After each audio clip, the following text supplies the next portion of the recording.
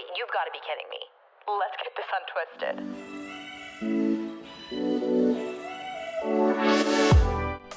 Hi, Reese girl. Should we start the podcast off with a little Reese appreciation moment? Or how about just all pets appreciation moment? This is the time of year where I'm getting left and right videos of Reese popping up on my Time Hop. If you've never used Time Hop before, I think it's the most fun app. It's something I look forward to using every single day, and there's nothing wild about it. You pretty much just hook up any social media app that you have or your own just personal photos from your iPhone, and every single day it goes through the memories of that day this time last year, as far back as your photos will show. So I think I have probably 5 years back, maybe 6 years back. And this time last year was when Reese was just a little tiny thing. She was the absolute cutest little fluff ball I'd ever seen in my life.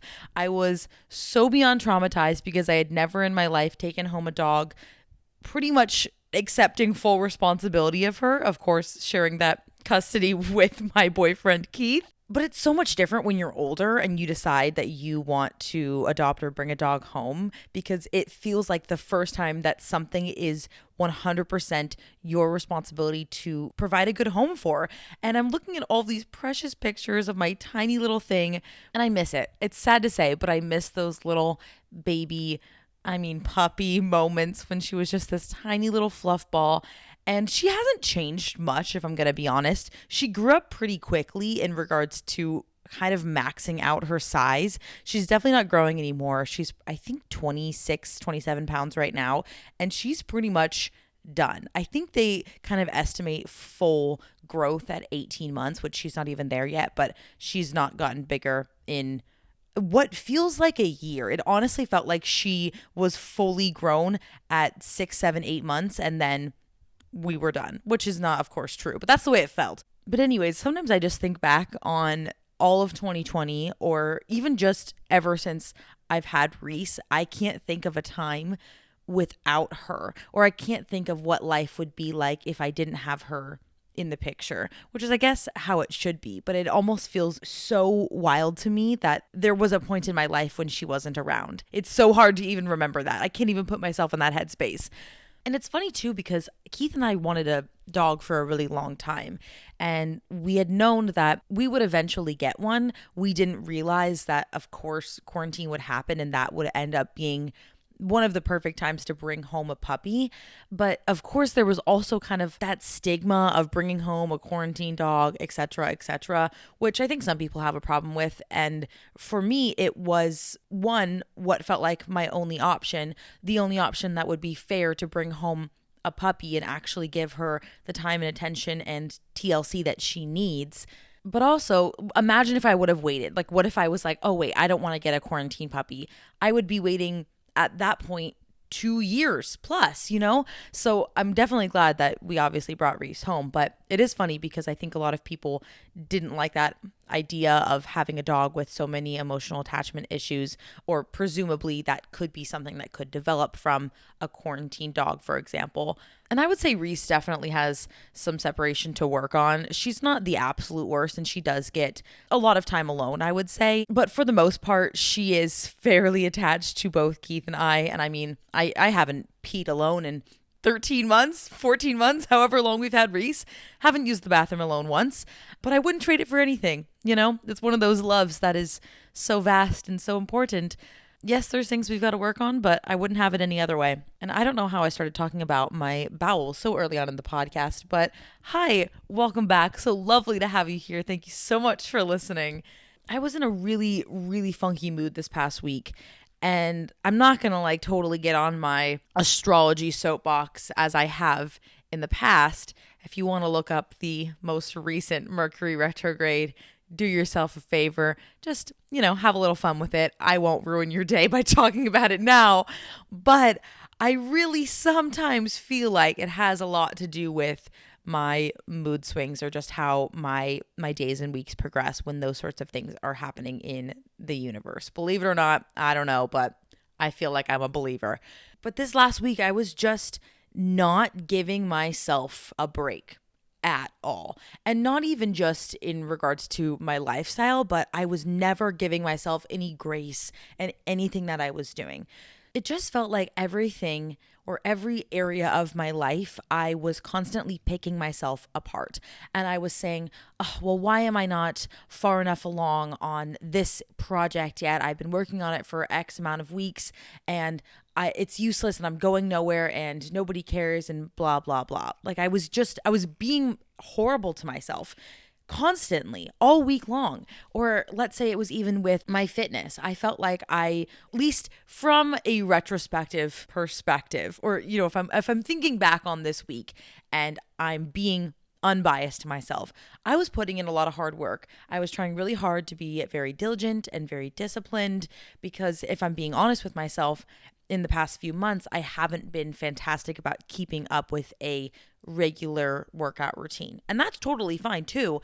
But also, if I have goals that I want to set for myself, like I talked about in my recent YouTube video where I want to be able to get better at my pull-ups, then that means I need to be actually practicing my pull-ups. I can't expect to get better at them if I'm never doing them. So I was trying to be very disciplined this past week and I thought that I was, but in the moment I was just kicking myself down and I was constantly saying, well, you're not trying hard enough here and why aren't you better at this? And it feels like you're really, really tired. Like I'm literally saying these things to myself in my mind, which is so frustrating because your thoughts control, of course, your entire mood, your entire viewpoint of your day. If I'm mean to myself the minute I wake up in the morning, or if I wake up with a whole bunch of stress and I'm already picking myself apart, I'm going to have that mentality for the whole rest of the day. And if I can't shake it, then it's going to ruin my mood. And ultimately, I probably ended up being pretty rude to Keith or to Reese or to anybody just because I was taking things out on them that they didn't even deserve. And everything was so, first of all, not even reasonable. Like I said, if I was being honest and I was not picking myself apart, I would have recognized that I was being very disciplined with my workout routine. I was trying on my pull-ups and I was putting in good work. I even was putting in time to go and study for my CPT 2 or 3 times this week. And that's something that I hadn't been diligent about in a very, very long time. I would have like sporadic studying sessions here and there. But this week I was trying to be very, very good and say, okay, every single day at this time, you're going to go study because that's what you need to do. And that's how you're ultimately going to actually finish your certification. But when I was there just this past week and I was studying, I couldn't focus. I couldn't put my mindset in the study space. I couldn't actually dive into the chapter. And I took it out on myself instead of just maybe thinking, hey, you have a lot of other things on your mind, or maybe it's just not the time and place and it's a Friday afternoon and maybe this is not the best time to be sitting down and studying. But instead, I was a total, meanie head. I was rude to myself. I was totally rude and I didn't give myself any sort of grace whatsoever. And there's kind of like that fine line of needing to give yourself grace while also being disciplined. But above all else, you can give yourself grace and you can still be disciplined while also encouraging yourself and having positive thoughts and pep talks with yourself. But above all else, beyond my workout routine, beyond my studying, the worst offender that I let affect my entire mood for pretty much the entire week was social media. And I could dive into this in like a 14-page thesis on how badly I let social media affect my mood at times. And there's absolutely no rational reasoning for it because it's so rooted in comparison and superficialness. And frankly, none of it really matters. But I let it just consume me to the fullest extent. And sometimes I don't know when to quit. I don't know when to put my device away or just shut off Instagram for the day because I'm letting it affect my mental health. I don't know how to do that. I just continue to feed the beast. Like, what, Taylor? So I'll start with Instagram because it makes the most sense. So I will log on to Instagram at times and it was just, it's nothing, like you just think about comparing yourself to others or even comparing your likes to others or what you look like and what they look like and blah, blah, blah. Or even just going on your feed, sometimes it feels like it's this fantasy land. And I myself get very, very down on my content creativeness compared to people that I truly, truly admire. So let's say I wanted to create like a really cool reel. I see so many videos that are so well done, and I just sit there and wonder how in the heck they're so good at that. How do they think of those ideas? How do they push out this amount of content every single day? Like, I'm overwhelmed, and I post on Instagram like 1 or 2 times a week. Like, that's a lot for me. I never used to be an Instagrammer whatsoever before I had a YouTube channel. So posting even once a week, I'm like, oh my God, heart palpitations. Like, what's happening? This is a lot of pressure. What's going to happen? Like, run off the app, hope nobody sees, you know? And then there's all these beautiful people that make just like the absolute coolest content. And I can't help but be envious of it, and also just have like that little ounce of comparison where you wonder, wow, like, should I be doing that? Or how are they doing that? Or how did they get to this point where they're able to make so much content all at once? Like, it's fascinating to me. And I think that was something that always struck me as a barrier point whenever I thought, before YouTube and whatnot, why I would never be able to be on social media in a quote unquote influencer sense, because I was never like that. That was never going to be my personality. I was never very put together. I never was going to have one of those very well curated feeds. Like that period of time on Instagram when everyone's feeds looked the same, or they all had like a flow to them, that was terrifying to me, because that was never going to be Taylor. So it honestly was one of the big deterrents from me really getting into social media for a long time, because I thought I was never going to fit in. And I thought that was never going to be acceptable to have like a messy feed like I do now. And I mean, it still probably isn't, but it's at least a little bit more accepted to just kind of have some more authenticity. And at the end of the day, of course, that's what is most important. But you still let those little things kind of eat you alive late at night while you're alone in your apartment or whatever it is. And comparison, of course, is the biggest thief of joy. That's like one of the most truest quotes I've ever heard. And I feel like if there was one trait in me that I wish I could just put into a bottle and store away and then smash the bottle and throw it into a fire, it would be comparison, because comparison is always what is going to be holding me back, or holding anybody back from moving forward, because you're constantly looking at what other people are doing when you should be focusing on yourself. So that was my little synopsis for why I was so self-conscious about Instagram for the week. But because that wasn't enough, let's skirt on over to YouTube, shall we? I might have explained this once or twice before, but when you upload a video to YouTube, YouTube is really, really kind, because they release all of these analytics pretty much right away when you post your video that will give you a general idea on how your video is doing comparatively to the past 10 videos that you've posted. So for me, I usually film a video, just depends on when, but it could be a week or two in advance, could be a few days in advance, whatever, just depends on how my procrastination station's doing. So, you spend X amount of hours filming the video, then you sit down and you edit all the content. For me, I spend anywhere from 10 to 14 hours, maybe even more, editing my videos. And I know that's a lot, and I really need to work on being a little bit more concise with that. But I think maybe it's like a little bit of perfectionism / you get nervous that it's never going to be good enough. And also, I mean, editing is just a time-consuming task. It's tedious. There's a lot of footage to go through, and I haven't been able to just get quicker at it. But maybe that just comes with time. So I'm not complaining. I'm just explaining. So 10 to 14 hours, whatever. I spend all this time. I feel like a little bit confident. I'm not super, super creative with titles and thumbnails and whatnot, but you work on it. You try. I don't know. Here's me getting self-conscious. And then, I sit in the mornings right before I'm going to upload the video. When I finish all the finishing touches, I export it. I upload it to YouTube, where I do all of the finishing little check marks and boxes, and I put my titles in, my tags, etc. I make my pretty little thumbnail, and I'm so excited about it. I post the video at 12 p.m.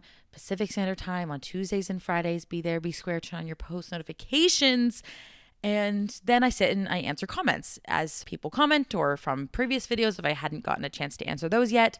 So I'm explaining all of this to just show you there is a lot of time and effort, of course, that goes into any content that anybody puts out on the internet. Even if you don't have a YouTube channel or you don't have a social media following, you still think so thoroughly about what Instagram picture you're going to post. Or let's say you're just having fun with TikTok or something. You still think about it. You still think about your captions. You still think about your hashtags. You still think about the video and the cover to use.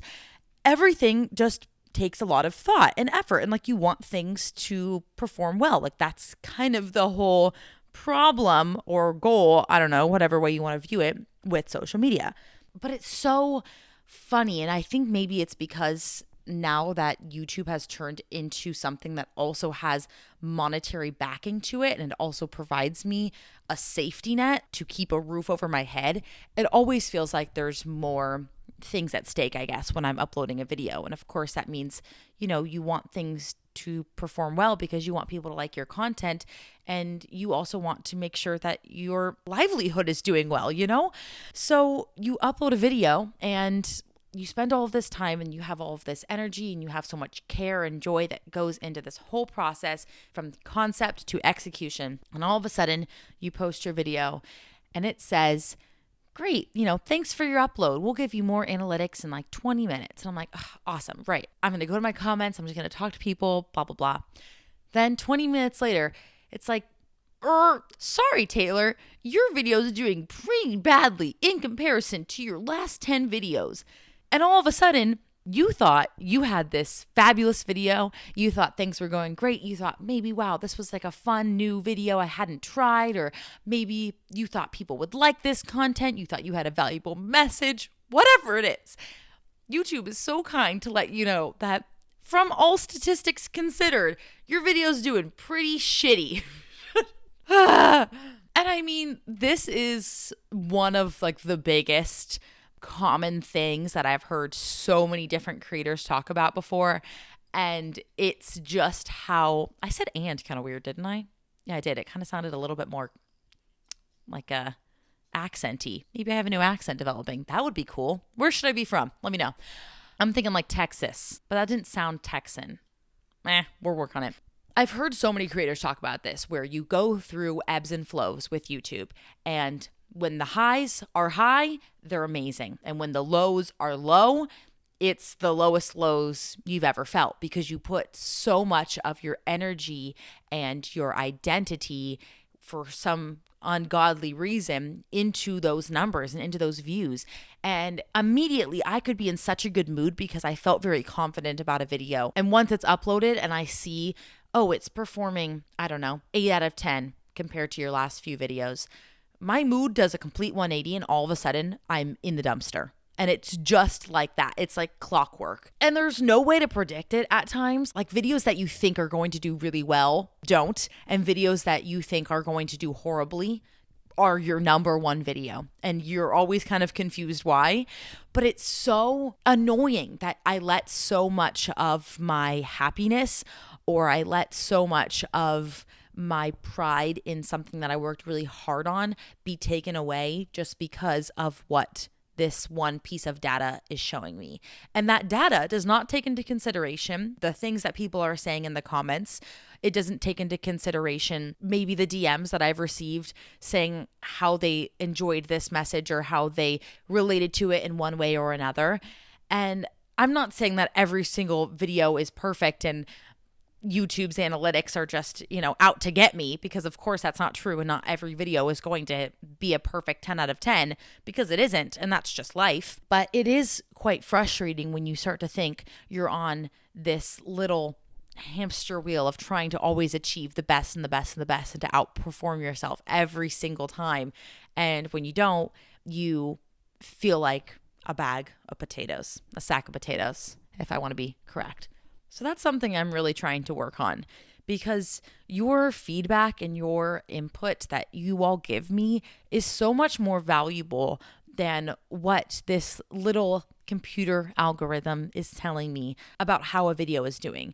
And truth be told, those numbers shift so frequently. Sometimes I will upload a video and it will start to do very, very well, very, very quickly, and then it will drop off.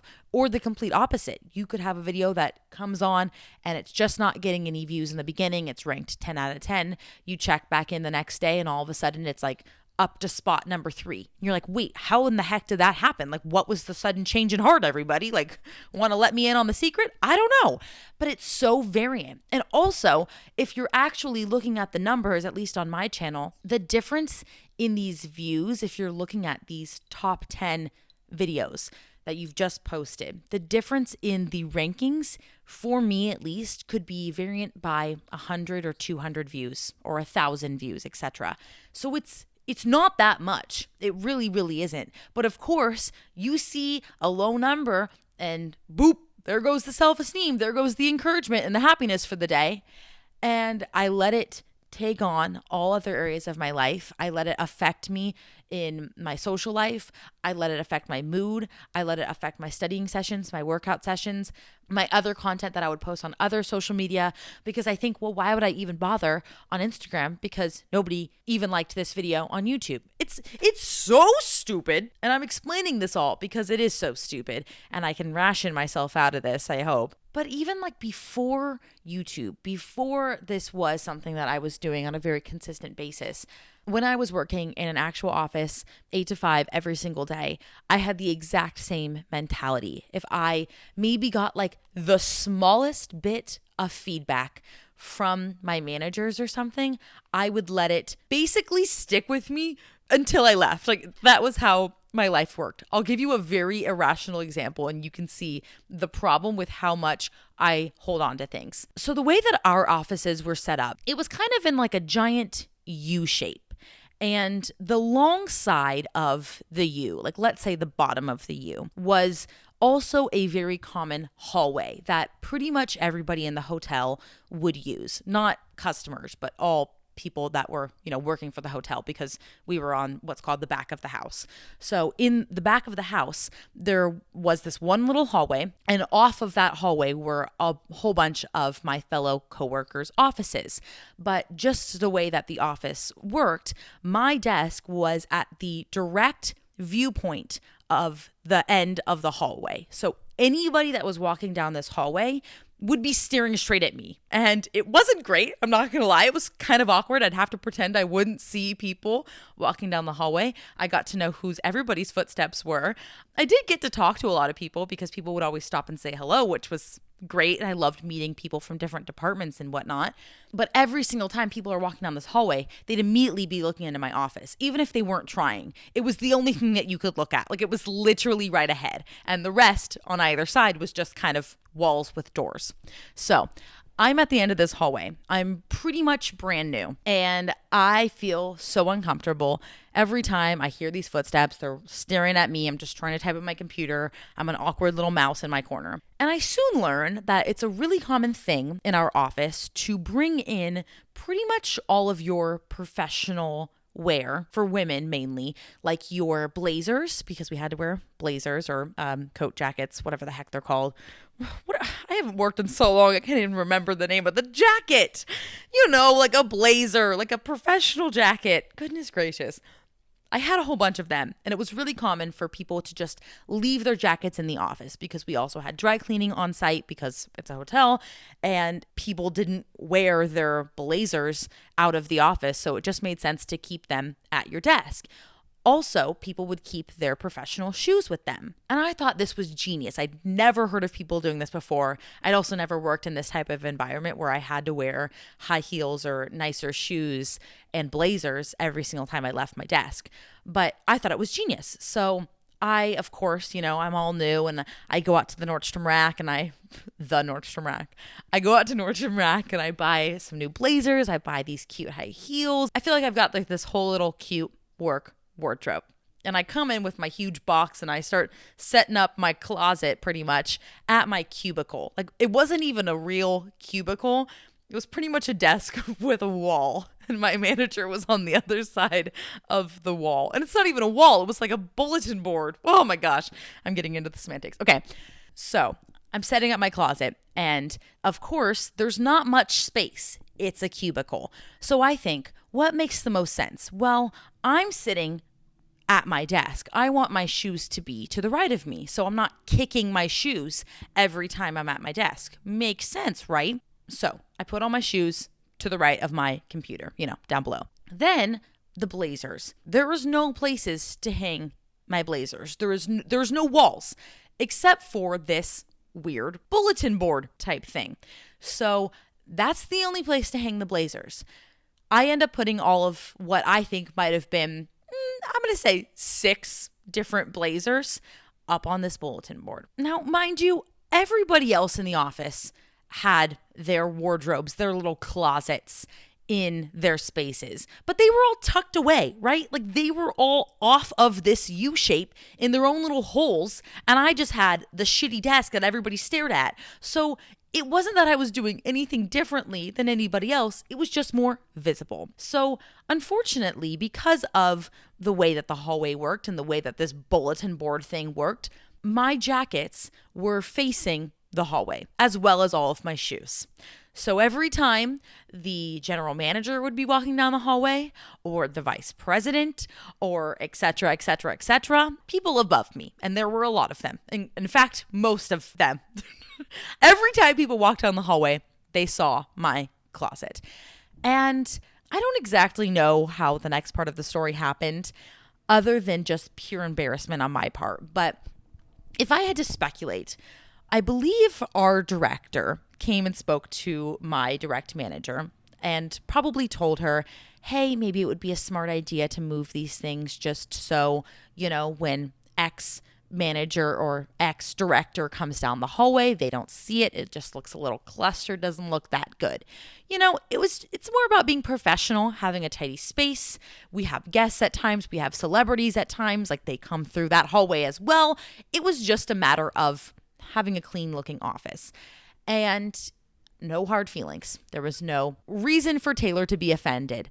But as the story ensues, I get more and more embarrassed. So this is my speculation of what the conversation must have been between director and manager. So then my manager comes to me and she's like, hey, I think it would be great if we found another spot for your shoes. Maybe we could put the jackets on the back of this store right here. So kind. She's not even mentioning that there might have been a conversation with a higher up. Not even a single word. She's just being a polite little mom that she is.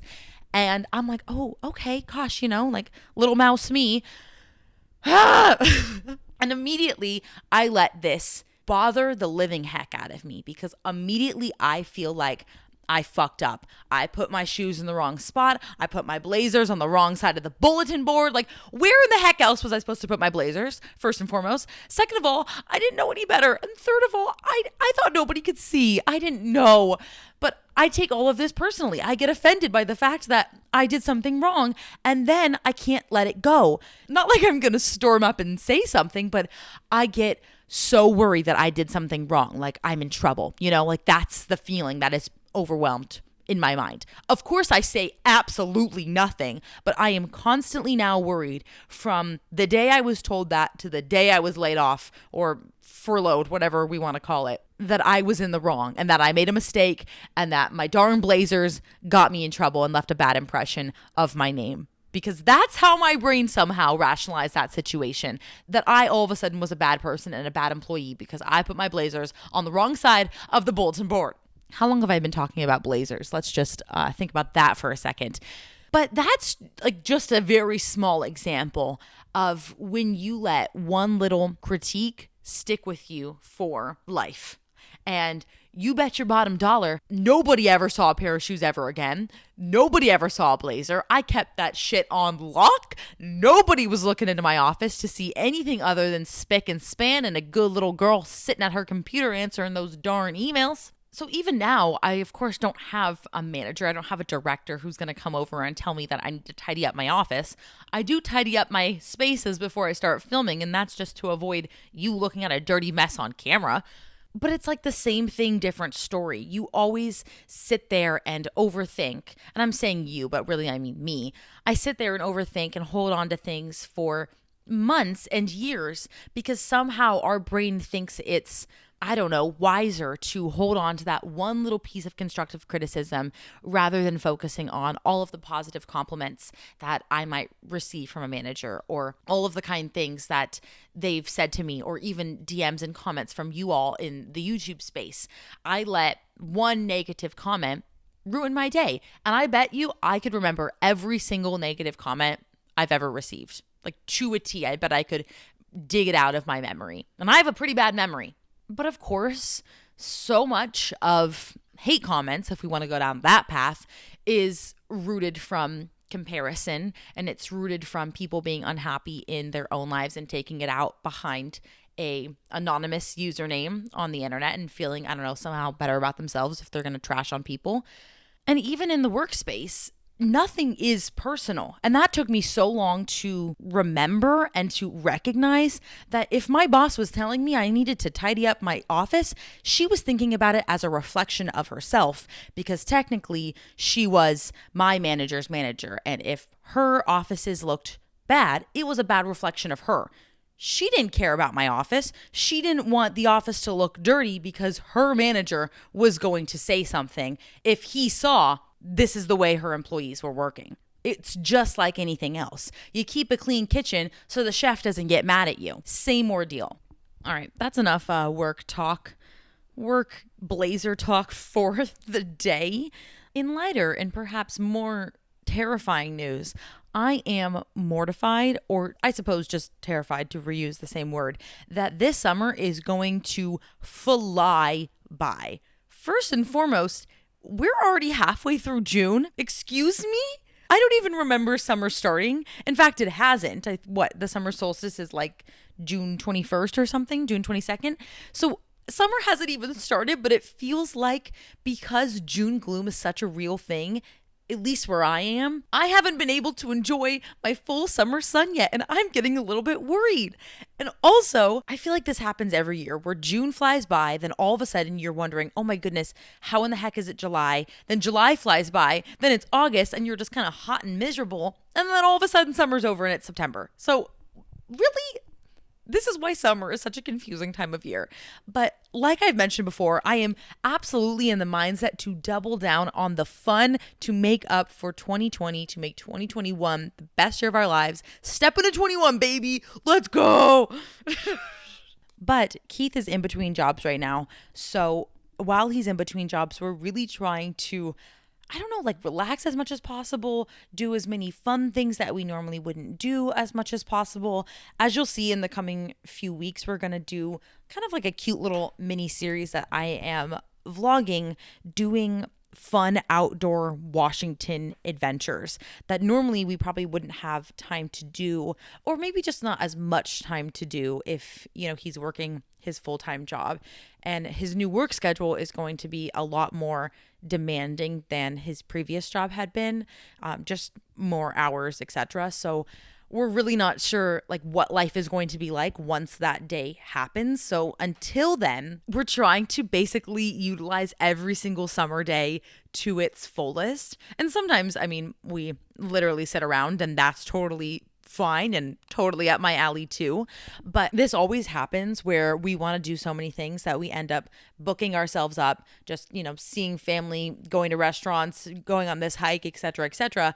And then all of a sudden we blink and summer is over, because once you're having fun, the time goes by really fast, of course. When things are slow and drabby, like the middle of winter in Washington, the days go on for weeks. It feels like you have a 19-month long winter and a 2-week long summer break. It's just how life works. So maybe the key to life is to just truly enjoy winter and to just hate summer, secretly, of course. And then you'll end up having the best summer and the longest summer ever. But I'm really, really excited to go out and explore more of Washington. I truly think it is one of the most beautiful places in the world, especially in the actual nature reserves or the national forest, the national parks of Washington are just phenomenal. Like, they are out of this world gorgeous. And it's some things that I've just never explored before. And I always, kick myself in the foot for not doing better at exploring every single day of the year because I have this as my backyard. But now I'm just trying to be more diligent about it and really trying to get my butt up and go on hikes and go do fun things. And it is difficult if you can't bring a dog, because we've run into that problem before where we've brought Reese along and she wasn't allowed. And that was a little bit annoying. But, actually planning ahead and looking up fun trails and just seeing how beautiful things are outside of like a city life, it's phenomenal. It's absolutely breathtaking. And that's the best time to do it, in the middle of summer. And when you're not hiking, you want to be out on the water. If you can find a way to be out on the water, my goal is to find it's like some sort of lake I can go swimming in. I want to swim. Why can't I ever swim in Washington? There's water everywhere, but it's all too cold. And then you move back home to California and nobody swims. They all just tan. They all just sit in the little lawn chairs and stuff. Don't get me wrong, I love a good tan myself, but I'd more so be willing to go play in the water, all right? And that's the summer 2021 mentality. Live it up, do as much as you can, say yes to as much as you can, be safe, be responsible, mask up when needed, vax up always. Here we go. Frankly, I can't wait for a vacation. I can't wait to find myself on a beach, relaxing, chillaxing, all cool. I can't wait to just enjoy myself, enjoy the summer. I don't think I'll be abandoning any sort of social media, although, I've thought about it. I don't think it's worth it. So we'll be hanging out for a little while longer. You can still expect so much of me. So sorry in advance. But you know what? We are actually approaching our 1-year anniversary of this podcast, which is fantastic. It's actually this upcoming week. It's June 16th. So I just want to give a very, very special thank you to any of you who have been with me from the beginning, or if you've hopped along on the train throughout this journey. Thank you so much for allowing me the opportunity to chat with you and for taking the time to listen to the podcast. I had never, ever expected to enjoy this platform as much as I have and to connect with you all as much as I have. It's been an absolute joy. I don't know how it's already been an entire year, but that makes me so beyond happy. We're also almost approaching 50 episodes, which is wild to think that there's been so many episodes in just 1 year. Like, maybe I should take more time off or something. I don't know. But I love you all so much, and I'm so beyond appreciative. Thanks for just sticking with me on this journey and being a part of the Twisty Pod crew. Twisty crew, twisters, twisty gals. Love you all so much. Thank you so much for listening. I hope that you stay safe. I can't wait to talk to you next week. But until then, enjoy yourself and prepare to get a little bit untwisted, baby. Oh, goodbye.